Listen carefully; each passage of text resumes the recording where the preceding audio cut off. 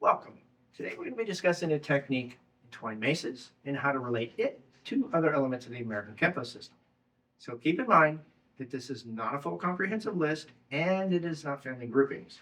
The better way to think about it is just different interesting avenues to explore so we can draw some relationships together with some motions.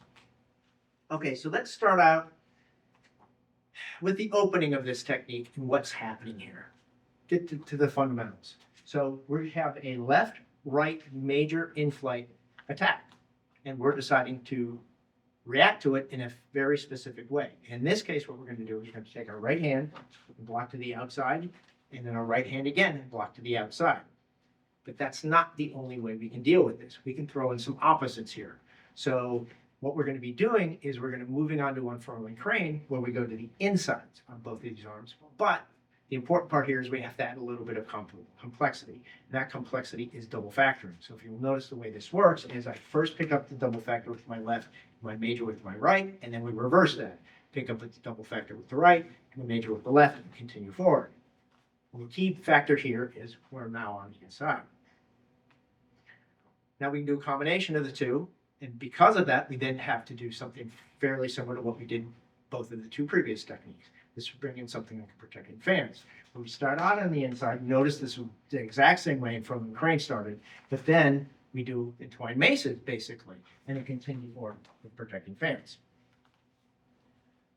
So let's talk into why we're doing what we're doing at the beginning of Entwined Maces. Well, if you notice, we have this path of travel rather than the line of travel. So why? We don't know what height this opponent's going to be punching at. So for instance, punching high, which gives us an uppercase, middle, which gives us a middle case, and low, which brings us a lower case. But what happens if they go even lower than that? Well, we can try and do that block, but that's really not practical. So we do have a technique that fits right in with that. That's that concept of getting at that lower height zone with the exact same attacks. So in this case, we're bringing something like the circling fans. But if you'll notice what's happening here is we're not fully on the outside. We have to go partially to the high part of this weapon because of the fact that they're punching so low. And you notice that we've now gone relatively from a path of travel to a line of travel, which is the tip of our weapon rather than the edge of our weapon. Okay, enough of that. Let's move on to the same thing, but with different timing. So in other words, the same thing would be variations in height. Up to now, they've been doing 1, then 2. The opposite of that is 2, then 1. And that is covered in a different video, so we're going to skip that one. But we have a third option, 1 and 2 at the same time, or 1 with 2, as we like to call it. So in this case, let's stick with that low height that we started out with circling fans and move on to a different way of dealing with it if they do 2 at the exact same time. And that brings in something like the holding wings. Okay, so that takes us to low. What about middle? That brings in something like a parting wings. Okay, what about high? That brings in something like a thrusting wedge. Okay, so if you'll notice, he's been doing 1 with 2, I've been doing 1 with 2, but I'm not stuck to what he's doing. I can decide to do something different, purposefully. So in this case, why do we do things? Because we want to or I have to. So in this case, I've decided that I'm not going to react to his 2 at the same time with my 2 at the same time. That brings in something like a snaking talon, to where I can just use my right hand until I get to the fact where I can now pin them. So if you notice, we changed up the timing a little bit, back to the original timing. So enough of that. Let's move on to the concept or the strategy of this technique. One of the major concepts here is that we're going to be closing range, and then we're going to keep our opponent confounded by doing continuous motion. So if we finish up this piece, that's described what that is. We're here, we're starting to hit this opponent and continually hit them to keep them confounded. But if you notice, the way I did that was through the strategy of closing that distance. Okay, so we decided to do that specific way. Why would we want to change that up? Well, let's take into consideration environment. So if you notice, environment is everything in, on, or around you. We started talking about the opponent changing things, and there could be an instance where I need to change things up based upon my opponent.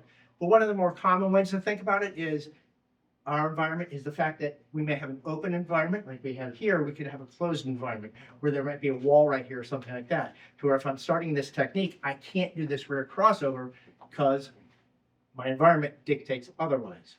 So what I might have to do? Well, what I might have to do is something like an unfurling crane, where I close here and stay up the middle, or even something like a circling fans, where I've decided to come this way, and now I can continue forward with that.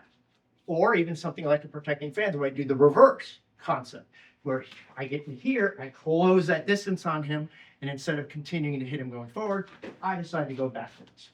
Okay? So let's combine these ideas a little bit. So if you notice, we go to the high zone, we do something like the resting wedge, and guess what? I can choose which way I'm going to do this. And I can add this. This is also true for hooking wings, where I can do that exact same thing, or I can continue with any one of those options that we talked about earlier. But what about parting wings? We haven't discussed parting wings. If you notice parting wings, we get to this piece, and we're different. Remember, we talked about our opponent being different. What about us? Well, if you notice, my left foot is forward. All the techniques other than parting wings have been with the right foot forward. So I have to give up, right? I can't do it. No, this is where the concept of bridging comes into place. I can just continue forward, adding a standard extension to this to get me to the position I want. And then guess what? I can continue on with the rest of the ideas that we were talking about earlier.